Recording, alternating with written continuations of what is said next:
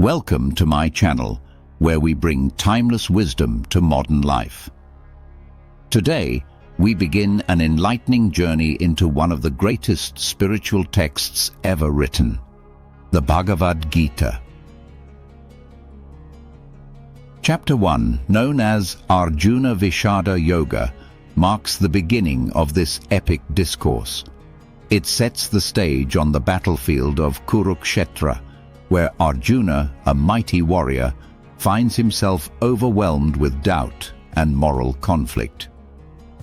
In this video, we will explore each shloka from chapter 1 in English, unravel its profound meaning, and pair it with evocative imagery to bring these verses to life. Before we dive in, let's take a moment to reflect on why the Bhagavad Gita holds such a special place in the hearts of millions. It is more than a scripture, it is a guide to life, a conversation between the divine and the human, offering lessons on duty, morality, and inner peace. Let's start with the shloka 1. Dhritarashtra said, "O Sanjaya, gathered in the holy land of Kurukshetra, eager for battle, what did my sons and the sons of Pandu do?" King Dhritarashtra, blinded both physically and by attachment to his sons, asks Sanjaya about the battlefield events. He refers to Kurukshetra as a sacred land, hinting at his underlying fear of the battle's outcome and the victory of righteousness.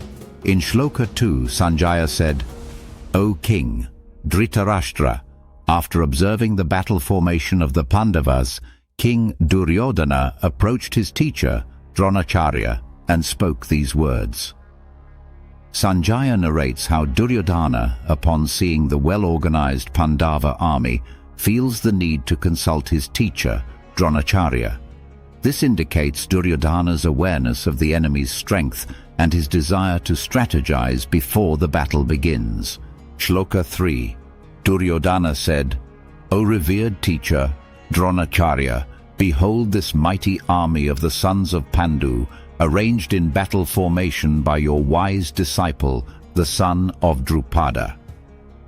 Duryodhana points out the strength of the Pandava army, emphasizing that their formation has been arranged by Drishtadyumna, who was trained by Dronacharya himself. His words reflect both admiration and an attempt to alert his teacher about the threat posed by his own former student. In shloka 3, in their army are great warriors like Bhima and Arjuna, as well as Yuyudhana, Virata, and the mighty Drupada, all of whom are powerful fighters. Duryodhana recognizes the strength of the Pandava army, mentioning the key warriors who pose a serious challenge. His words reflect both his awareness of their power and his attempt to assess the battlefield before the war begins. In shloka 5, Duryodhana said, "There are also great warriors like Drishtaketu, Chekitana, the valiant king of Kashi, Purujit, Kuntibhoja, and Shaibya, all mighty fighters." Duryodhana acknowledges the strength of the Pandava army by listing their powerful warriors. His words reflect his awareness of their skill and experience, highlighting the formidable challenge his own army faces in battle. Shloka 6. Duryodhana said, "There are also great warriors like Yudamanyu, Uttamaujas, Abhimanyu, and the sons of Draupadi, all mighty warriors and skilled in battle." Duryodhana acknowledges the strength of the Pandava army by listing their powerful warriors.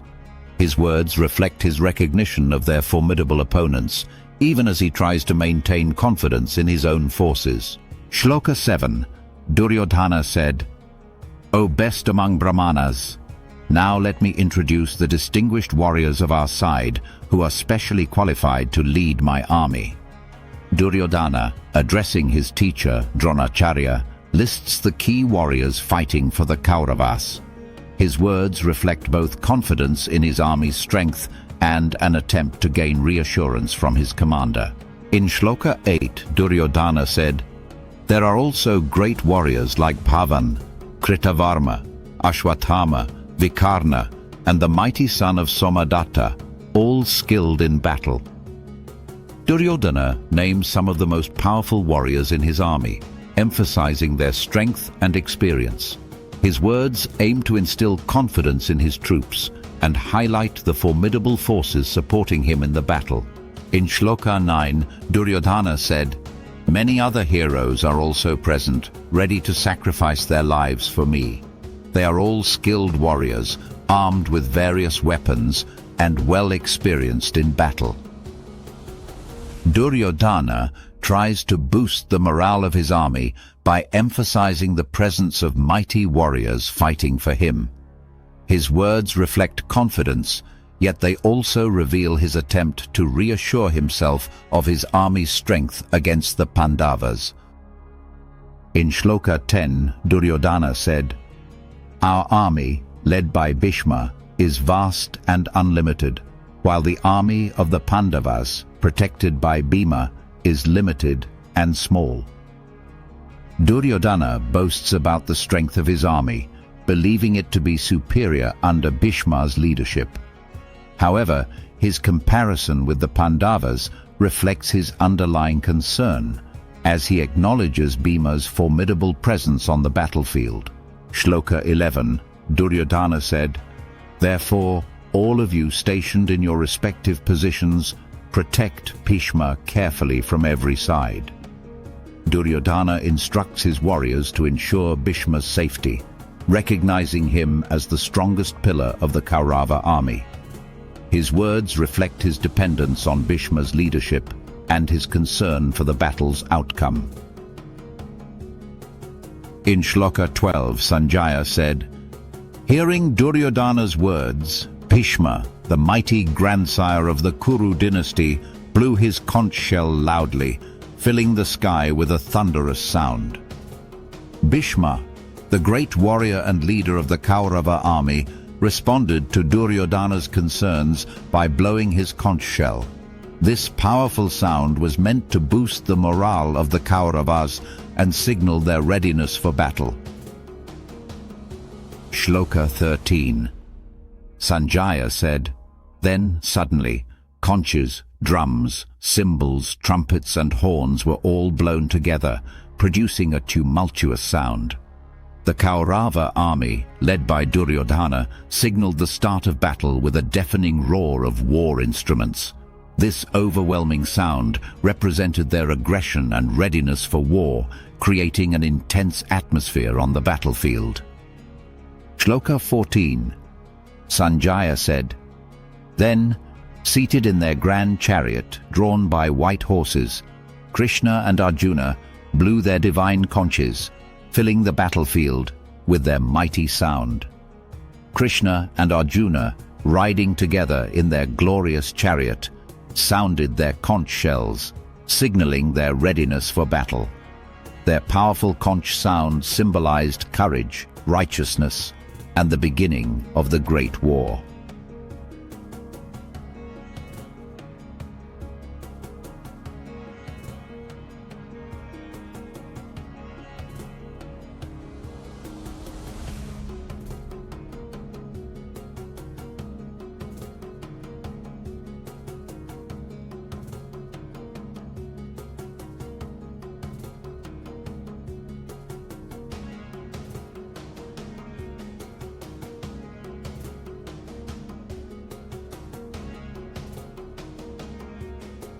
In Shloka 15, Sanjaya said, "Krishna blew his conch, Panchajanya. Arjuna blew his conch, Devadatta, and Bhima, the mighty eater and performer of great deeds, blew his conch, Paundra." Krishna, Arjuna and Bhima sounded their conch shells, symbolizing the readiness and power of the Pandava army. The conch sounds marked the beginning of the great battle, filling the battlefield with intensity and determination. In Shloka 16, Sanjaya said, "Then King Yudhishthira, the son of Kunti, blew his conch, Anantavijaya. Nakula and Sahadeva blew their conches, Sughosha and Manipushpaka, respectively." The Pandava brothers, including Yudhishthira, Nakula and Sahadeva, sounded their conch shells, signaling their readiness for battle. The sound represented their courage and determination, marking the beginning of the Great War. Shloka 17. Sanjaya said, "The valiant king of Kashi, the mighty warrior Shikandi, Drishtadyumna, Virata, the invincible Satyaki, Drupada, and the sons of Draupadi, along with Abhimanyu, all blew their respective conch shells. The warriors of the Pandava army, including powerful kings and skilled fighters, sounded their conches, signifying their preparedness for battle. This unified war cry symbolized their strength and determination against the Kauravas. In Shloka 18, Sanjaya said, "King Yudhishthira, along with Nakula and Sahadeva, blew their conch shells. The great archer Kashiraj, the mighty warrior Shikandi, Drishtadyumna, Virata, and Satyaki also sounded their conches.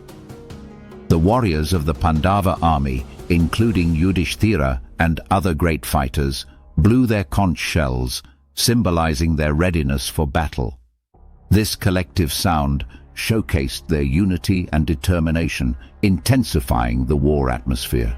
Shloka 19. Sanjaya said, "The sound of their conch shells echoed across the sky, shaking the earth and terrifying the hearts of the sons of Dhritarashtra.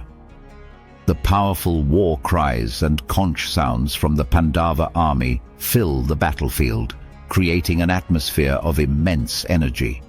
This mighty roar strikes fear in the hearts of Duryodhana and his forces, signaling the intensity of the upcoming battle." Shloka 20.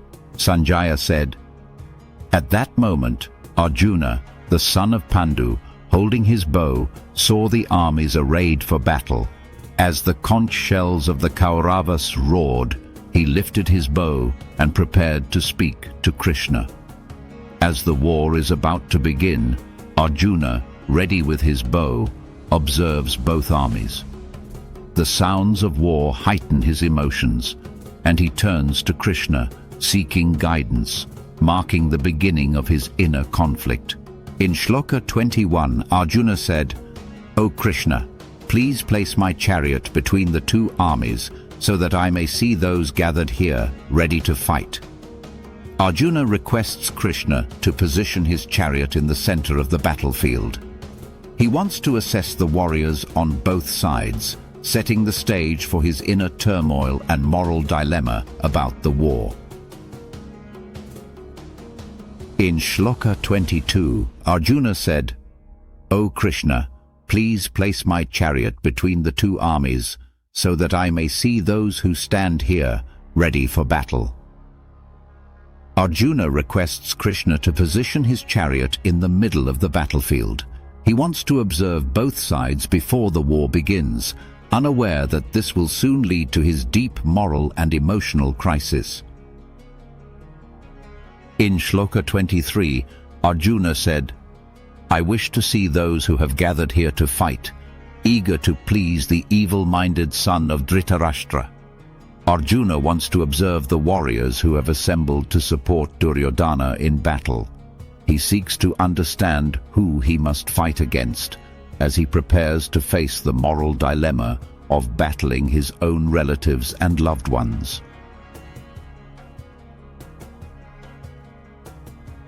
Shloka 24, Sanjaya said, "O Dhritarashtra, after hearing Arjuna's request, Lord Krishna positioned the magnificent chariot between the two armies. In response to Arjuna's request to observe the battlefield, Krishna, serving as his charioteer, places the chariot in the middle of the two armies. This moment sets the stage for Arjuna's deep emotional and moral conflict before the war begins. In Shloka 25, Sanjaya said, "Krishna placed the chariot between both armies, facing Bhishma and Drona, and said, 'O Arjuna, behold these Kauravas assembled here.' Lord Krishna positions Arjuna's chariot in the middle of the battlefield, directly before his respected elders and relatives. This moment marks the beginning of Arjuna's inner turmoil as he sees his loved ones ready for battle, leading to his deep moral dilemma. In Shloka 26, Sanjaya said, "There, Arjuna saw standing in both armies his fathers, grandfathers, teachers, maternal uncles, brothers, sons, grandsons, and friends, along with his fathers-in-law and well-wishers." Arjuna observes his loved ones and respected elders on the battlefield, realizing that he must fight against his own family. This fills him with deep sorrow and inner conflict, making him question the righteousness of the war. Shloka 27, Sanjaya said, "Arjuna saw in both armies his fathers, grandfathers, teachers, uncles, brothers, sons, grandsons, and dear friends standing ready to fight." As Arjuna surveys the battlefield, he realizes that those he must fight against are his own family and loved ones. This sight fills him with deep sorrow and hesitation, intensifying his inner conflict about engaging in war. In Shloka 28, Sanjaya said, "O Krishna, seeing my own kinsmen standing before me in battle, my limbs weaken, my mouth dries up, and my whole body trembles." Arjuna is deeply disturbed at the sight of his relatives and loved ones ready to fight. Overwhelmed by emotions, he feels physically weak and anxious, struggling with the moral dilemma of battling his own family. Shloka 29, Sanjaya said, "O Krishna, my limbs weaken, my mouth dries up, my body trembles, and my skin burns with fear." Arjuna, overwhelmed by emotions, experiences intense anxiety and physical distress at the thought of fighting his own family. His hesitation and inner turmoil manifest as physical symptoms, revealing the depth of his moral and emotional struggle. Shloka 30. Sanjaya said, "O Krishna, my whole body trembles, my mouth dries up, my body burns, and my hair stands on end." Arjuna, overwhelmed by fear and sorrow, experiences intense physical and emotional distress. His anxiety and inner turmoil make him feel weak and unsteady, reflecting his deep hesitation about fighting in the war. In Shloka 31, Sanjaya said, "O Krishna, I see only misfortune in this battle. I do not foresee any good coming from killing my own kinsmen in this war." Arjuna, filled with doubt and sorrow, believes that the war will only bring suffering and destruction. He fears that even victory will not lead to true happiness, as it comes at the cost of killing his own family members.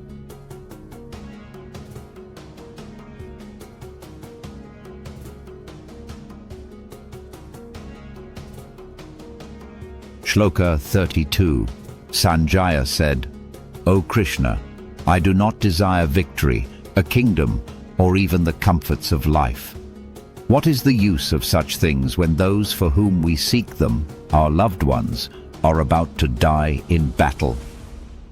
Arjuna feels that power and material wealth are meaningless if they come at the cost of losing his family and dear ones. He struggles with the idea that winning the war would bring no true happiness, as it would be built on the destruction of his own people. Shloka 33. Sanjaya said, "O Govinda, Krishna, I do not wish for victory, a kingdom or pleasures. What use are these to us when those for whom we desire them, our own relatives, stand here ready to fight?" Arjuna questions the purpose of war, realizing that the very people he would share his success with are the ones he must fight. He feels that victory and material gains are meaningless if they come at the cost of losing his loved ones. In Shloka 34, Sanjaya said, "O Krishna, among those standing in battle are my teachers, uncles, sons, grandfathers, maternal uncles, fathers-in-law, grandsons, and other dear relatives." Arjuna sees his own family members and respected elders on the battlefield, which intensifies his sorrow and hesitation. He struggles with the moral dilemma of fighting against his loved ones, questioning the righteousness of such a war. Shloka 35. Sanjaya said, "O Krishna, I do not desire victory, nor a kingdom, nor pleasures. What is the use of such gains if those for whom we seek them, our relatives, teachers, and loved ones, are killed in battle?" Arjuna expresses that material success is meaningless if it comes at the cost of losing his own family and loved ones. He questions the purpose of war, as no victory can bring happiness when it leads to the destruction of those he holds dear. In Shloka 36, Sanjaya said, "O Krishna, what pleasure will we gain by killing the sons of Dhritarashtra? Even though they are evil, slaying them will only bring us sin, not victory." Arjuna argues that even if his enemies are wrong, killing them will not lead to true happiness. He believes that engaging in such a war will only result in sin and suffering rather than any meaningful success. In Shloka 37, Sanjaya said, "O Krishna, why should we, who can see the sin in killing our own family members, not turn away from this act of destruction?" Arjuna questions why he and his brothers should engage in a war that will lead to the death of their own kin. He believes that knowing the moral consequences of such an act, they should avoid committing this sin.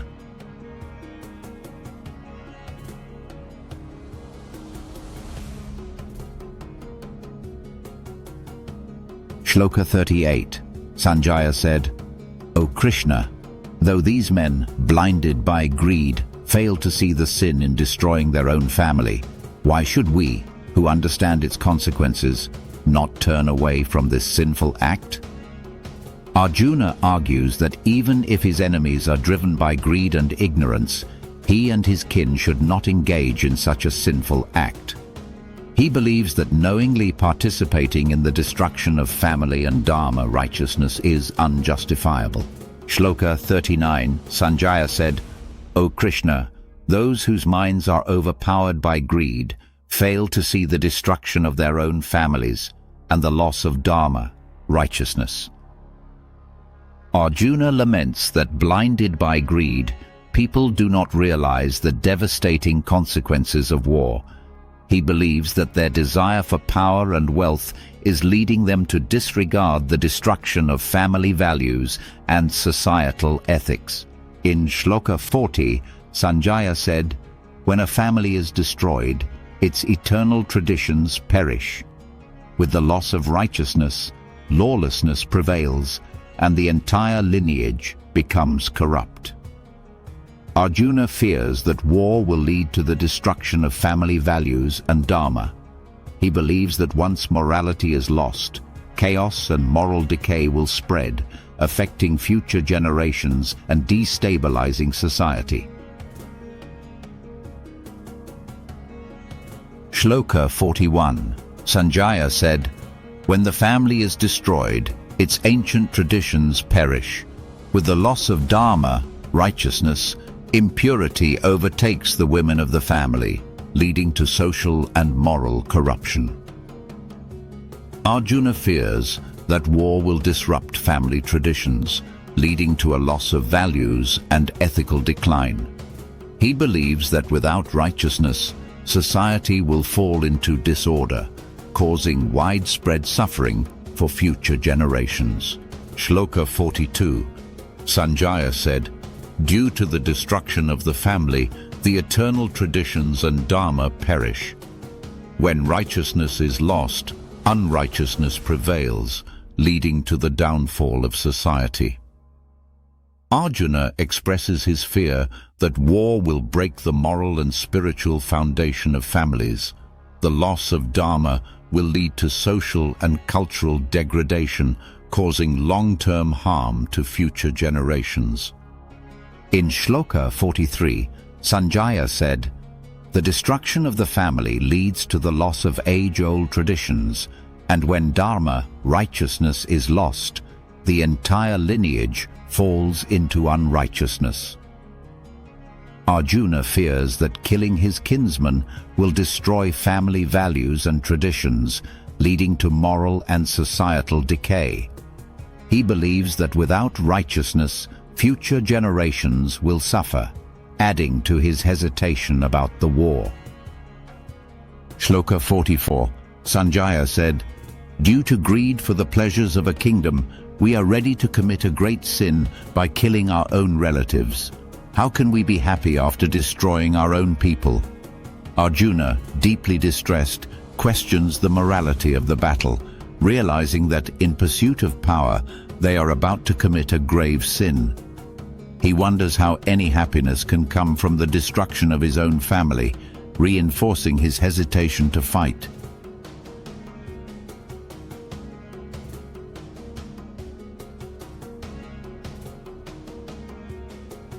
In Shloka 45, Sanjaya said, "O Krishna, seeing my own kinsman ready to fight, my mind wavers, and I lose all sense of duty.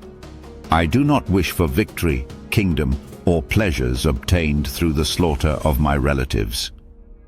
Arjuna, deeply troubled, laments that he cannot justify fighting against his own family for the sake of power or material gains.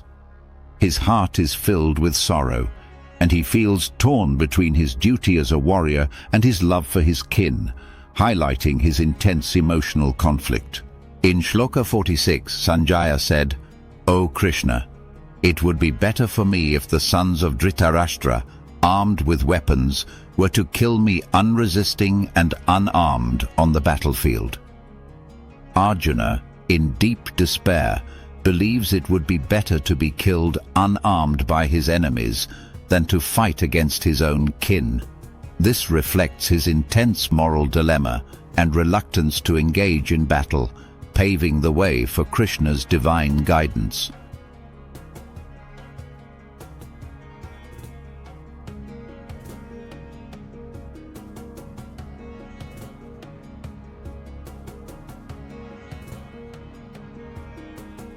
And the last shloka of the chapter 1, Sanjaya said, "After speaking in this manner, Arjuna, overwhelmed by grief, sat down on the chariot, setting aside his bow and arrows, his mind deeply troubled with sorrow." This verse marks the conclusion of chapter 1 of the Bhagavad Gita. Arjuna, filled with sorrow and inner turmoil, decides not to fight. He puts down his bow and arrows and sits on his chariot, unable to continue due to his emotional distress. This moment highlights Arjuna's deep confusion and moral dilemma, setting the stage for Lord Krishna's teachings in the subsequent chapters. And with this, we conclude chapter 1 of the Bhagavad Gita, the chapter of Arjuna's dilemma and moral conflict. As Arjuna stands on the battlefield, overwhelmed with doubt and sorrow, the stage is now set for Krishna's divine wisdom. But what will Krishna say to Arjuna? How will he guide him through his inner turmoil? Stay tuned for my next release as we begin chapter 2, where Krishna's teachings unfold, revealing the true essence of duty, wisdom, and righteousness. Don't forget to like, share, and subscribe so you don't miss the next episode of this divine journey.